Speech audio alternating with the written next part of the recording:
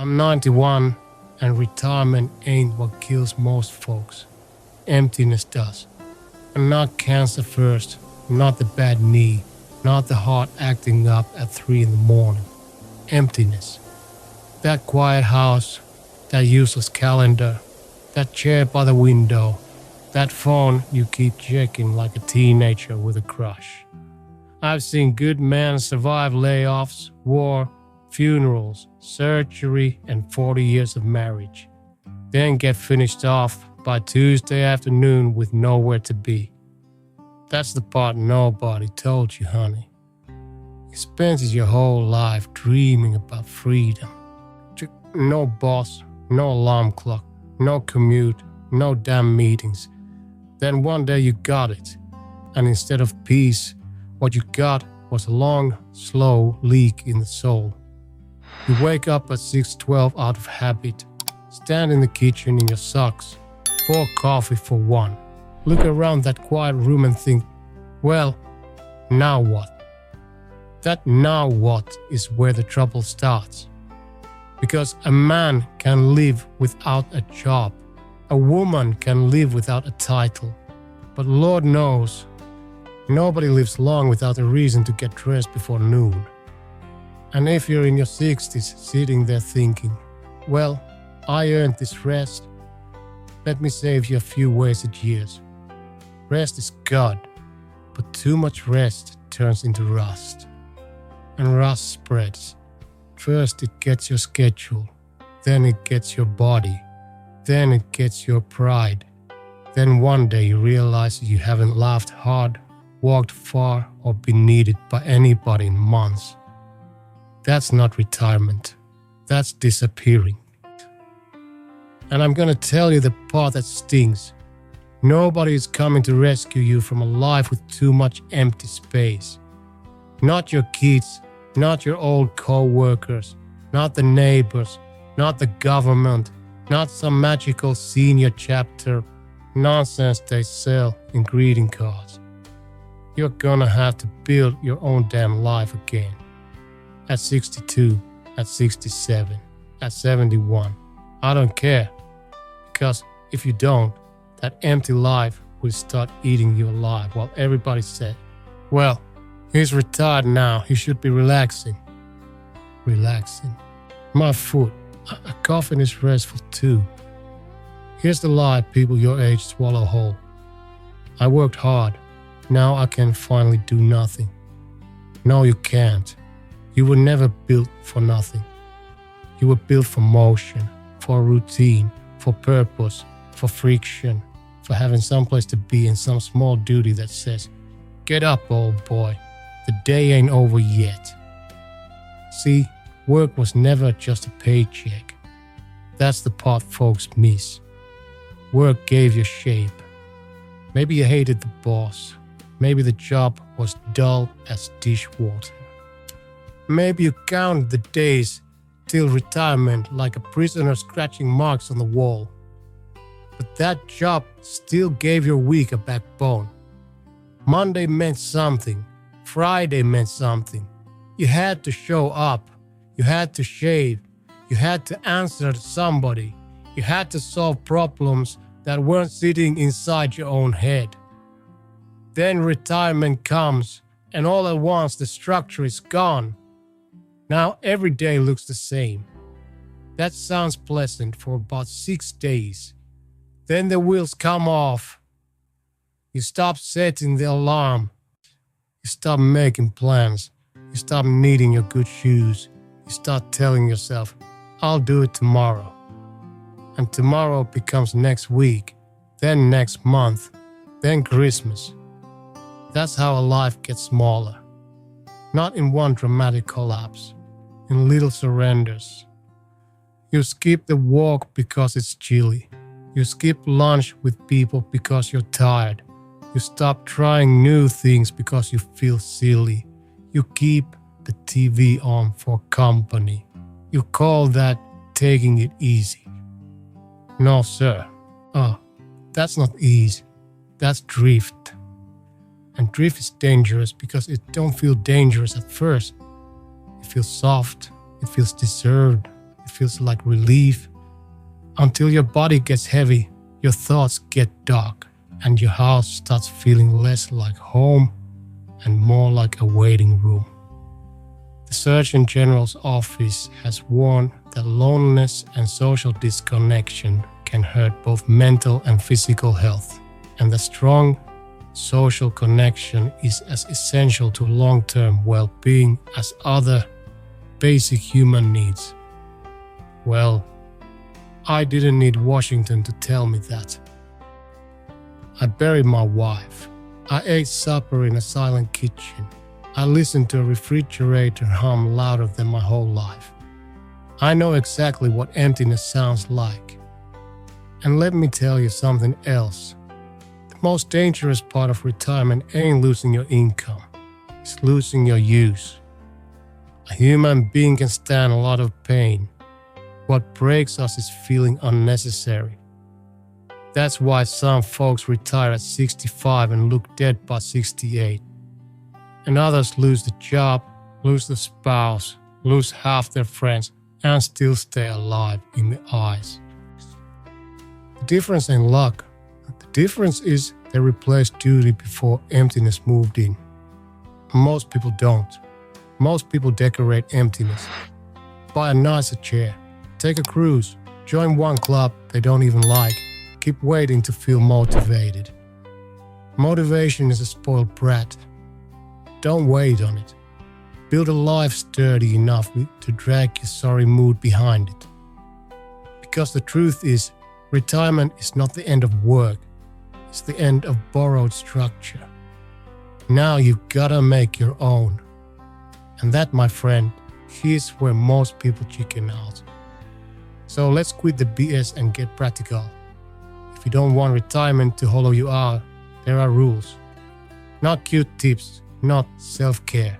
Rules. Rule 1. Your day needs a spine. Wake up at the same time. Make the bed. Wash your face. Get dressed like the day matters. Not because anybody's watching, because you are. Once you stay in pajamas till noon, you've already told your brain the day is optional. And an optional life turns mushy real fast. Rule 2. Leave the damn house. Every day.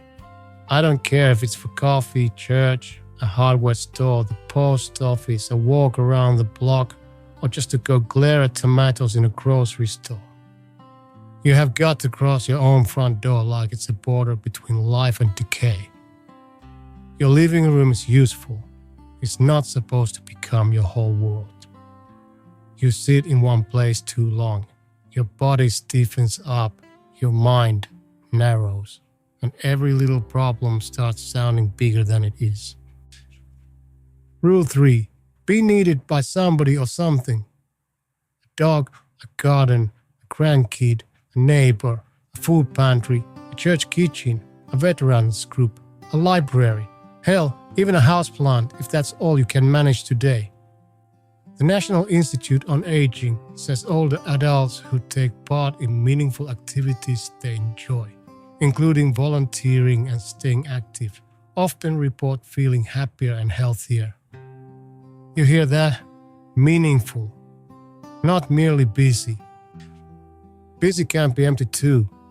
Meaningful means something depends on you. Something would be worse off if you didn't show up. That changes a person. Rule 4. Stop worshipping comfort. Comfort is lovely in small doses. In large doses, it turns the grown man into pudding. You do not need more comfort. You need a little strain, a little effort, a little discomfort that reminds your bones and your pride that you're still here. Walk farther, cook your own food, lift the damn laundry basket. Learn the phone instead of whining about it. Take the class, drive to the thing, speak to strangers. You're not fragile china unless you keep acting like it. Rule 5. Quit making your children your retirement plan. Now don't get mad at me. I'm old. I've earned the right. Your grown kids have their own storms, their own bills, their own marriages, their own tired backs. Love them, sure. Bless them, absolutely. But do not build your emotional survival around whether they call on Tuesday. That is a miserable way to spend your so-called golden years. Love your children. Do not lean your whole life against them like a rotten fence post. Rule 6. Eat at the table, not in front of the TV. This sounds small. It ain't. A man who still sets down a plate, sits upright, and eats like his life is worth serving is a man fighting back. Little rituals matter. They tell your soul. We are not done yet. Rule 7. Make one plan that scares you a little. Not terrifies, just wakes you up. Take a trip, join a group, start a tiny business, volunteer somewhere unfamiliar, learn to grill properly, take dance lessons with bad knees and all. Write your damn stories down before the undertaker gets exclusive rights. You need one thing in your life that makes next month feel different from this month. Otherwise, time turns into wallpaper, and wallpaper will bury you just as surely as grief. Now let me say something that may irritate the hell out of you. If you're 62 and talking like your life is basically over, you sound ridiculous to me. Ridiculous. You're not done. You're not ancient. You're not some dusty extra waiting off stage. You may have another 20, 25, even 30 years left. That's not a footnote. That's a whole second life. Do you understand me? A whole second life. At 91, I don't have the luxury of pretending time is endless.